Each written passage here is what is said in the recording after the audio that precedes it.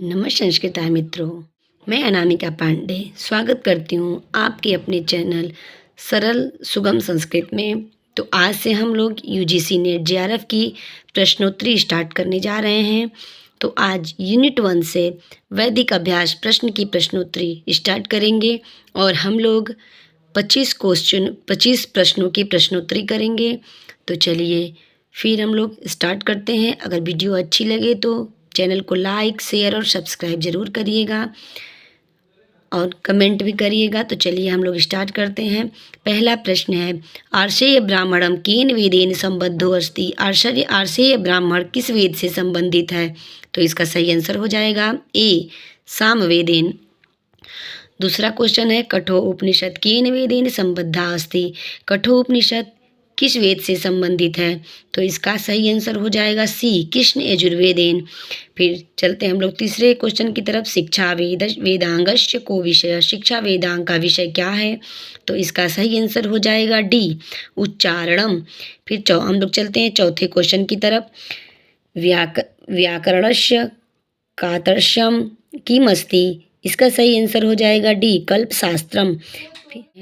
अगले क्वेश्चन की तरफ जो चौथा है, व्याकरणस्य कातर्षम किमस्ति। तो इसका सही आंसर हो जाएगा डी कल्पशास्त्रम। अब हम लोग बढ़ते हैं पांचवें क्वेश्चन की तरफ, जिसका जो है अधो अंकिता नाम समीचीन उत्तरम चिनुत। तो इसको मिलान करना है एक दूसरे से। तो ए इसमें दिया है पुरुष विद्या अनित्यत्वात् कर्म संपत्तिर्मंत्रो वेदे। बी है ओ क्रतोस्मर। सी है कौशितकी ब्राह्मणम। डी है शौनक संहिता। तो इसमें हम लोग सबसे पहले ये देखेंगे कौन सा हमको आ रहा है। तो ये तो सबको पता है कि कौशितकी ब्राह्मण जो है वो ऋग्वेद से संबंधित है। तो इसका सी का दूसरा हो जाएगा ऋग्वेद। शौनक संहिता इसका हो जाएगा अथर्ववेद। तो सी का दूसरा, डी का तीसरा। और इसमें पुरुष विद्या अनित्वात् कर्म संपत्ति मंत्रो वेदे, इसका पहले का हो जाएगा चौथा निरुक्तम ओम क्रतो अश्मर। ईशो उपनिषद हो जाएगा। तो इसमें चलिए सही आंसर देखते हैं। तो इसमें सही आंसर है ए का चौथा निरुक्तम। फिर उसका हो जाएगा बी का पहला ईशो उपनिषद। और सी का हो जाएगा दूसरा यानी ऋग्वेद। डी का हो जाएगा तीसरा अथर्ववेद। तो चलिए अब हम लोग तो इसमें ए ऑप्शन सही है। अब हम लोग बढ़ते हैं नेक्स्ट क्वेश्चन की तरफ, जो है 6 नंबर। उपत्वाग्ने दिवे दिवे दोषा वस्त्रधिया वयम अस्य मंत्रस्य ऋषि वर्तते। इस मंत्र के ऋषि कौन है? तो इस मंत्र के ऋषि है मधुच्छंदा और यह अग्नि सूक्त का मंत्र है। तो चलिए हम 7वें नंबर क्वेश्चन की तरफ पढ़ते हैं। दर्शोहंता को देव। दर्शोहंता किस देवता को कहा गया है? तो यह इंद्र को कहा गया है। अब हम लोग बढ़ते हैं 8 नंबर क्वेश्चन की तरफ। कण्वशाखा कस्य वेदस्य की तरफ बढ़ते हैं। कण्वशाखा कस्य वेदस्य। कण्वशाखा किस वेद से है? तो यह इसका आंसर हो जाएगा बी नंबर यजुर्वेदस्य। कण्वशाखा यजुर्वेद से संबंधित है। अब हम लोग बढ़ते हैं नेक्स्ट क्वेश्चन की तरफ, जो है 9 नंबर क्वेश्चन। तस्य वयं प्रसवेयाम उर्वी मंत्रांशो अयम कस्य सूक्तस्य वर्तते। यह मंत्रांश किस सूक्त से है? तो यह है बी नंबर सूक्त से, यानी विश्वामित्र नदी संवाद सूक्त से संबंधित है। अब हम लोग बढ़ते हैं नेक्स्ट क्वेश्चन की तरफ। 10वां क्वेश्चन है, श्रिये गाओ नधेनु अनुमंत मंत्रांशो अयम कुत्र वर्तते। यह मंत्रांश किस सूक्त से संबंधित है? तो यह पूर्वा उर्वशी संवाद सूक्त से संबंधित है। तो इसका सही आंसर हो जाएगा सी नंबर। और चलिए नेक्स्ट क्वेश्चन की तरफ बढ़ते हैं, जो कि है 11 नंबर क्वेश्चन। वेदा अपौरुषेया सन्ति इति कस्य मतम अस्ति। वेदों को अपौरुषेय कौन कहा है? यह किसका मत है? तो यह महर्षि दयानंद सरस्वती का मत है। तो इसका सही आंसर हो जाएगा बी नंबर महर्षि दयानंदस्य। फिर अगले क्वेश्चन की तरफ बढ़ते हैं, जो कि है 12 नंबर क्वेश्चन। चातुर्मास्य यागे वर्तते। चातुर्मास याग कौन से हैं? तो यह साकमेधियम है। इसका सही आंसर हो जाएगा डी नंबर। फिर नारदीय शिक्षा संबद्धा वर्तते, नारदीय शिक्षा किससे संबंधित है? तो यह सामवेदेन से संबंधित है। इसका सही आंसर हो जाएगा ए नंबर, यानी 13वें का सही आंसर हो जाएगा ए नंबर।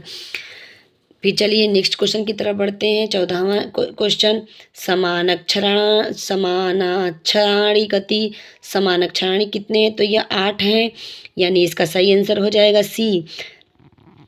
15वें क्वेश्चन की तरफ बढ़ते हैं। अंतरिक्ष स्थाना देवता अस्ति, अंतरिक्ष स्थानीय देवता कौन है? तो इसका सही आंसर हो जाएगा सी नंबर, सूर्य। सूर्य स्थानीय देवता हैं, अंतरिक्ष स्थानीय देवता हैं। चलिए नेक्स्ट क्वेश्चन की तरफ बढ़ते हैं। 16 नंबर क्वेश्चन की तरफ, यास्कीय निरुक्तानुसारम कस्य पदत्वेन स्वीकारः नास्ति, यास्क के मतानुसार किस पद को नहीं स्वीकार किया गया है? इसमें हो जाएगा डी नंबर, प्रत्ययस्य। तो 16 का सही आंसर हो जाएगा डी। फिर 17 क्वेश्चन की तरफ बढ़ते हैं। वाजसनेय इत्यत्र वाज शब्दस्य को अर्थ, वाजसनेय में वाज शब्द का क्या अर्थ है? तो इसमें वाज शब्द का अर्थ है अन्न। तो 17 का हो जाएगा सी नंबर, सही हो जाएगा अन्न। 18 क्वेश्चन की तरफ बढ़ते हैं। 18 नंबर क्वेश्चन है, कस्य किम मतम, कौन सा किसका मत है?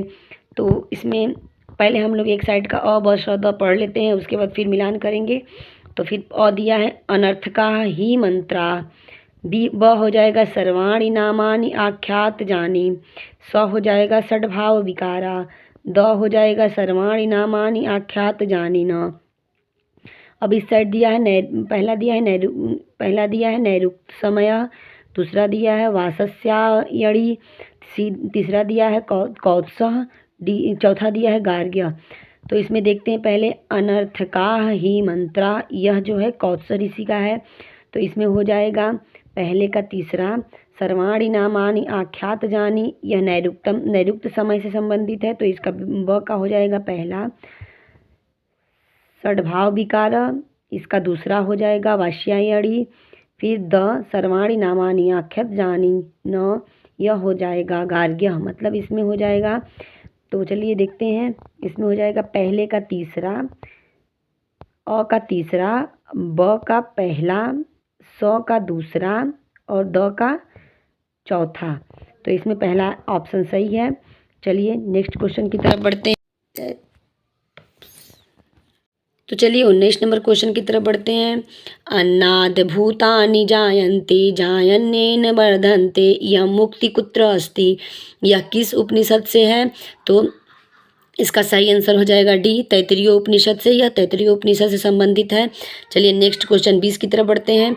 अंगुष्ठ मात्र पुरुषो अनंतरात्मा इयम कुत्र अस्ति, यह किस उपनिषद से संबंधित है? तो यह कठोपनिषद से संबंधित है, इसका सी आंसर सही हो जाएगा।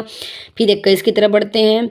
न वा अरे जायायै कामाय जाया प्रिया भवति, आत्मनस्तु कामाय जाया प्रिया भवति, कस्य इयं मुक्ति, यह किसकी उक्ति है? तो यह याज्ञवल्क्य, इसका सी आंसर सही हो जाएगा, यह याज्ञवल्क्य की उक्ति है। चलिए फिर 22 नंबर क्वेश्चन की तरफ बढ़ते हैं। वाचम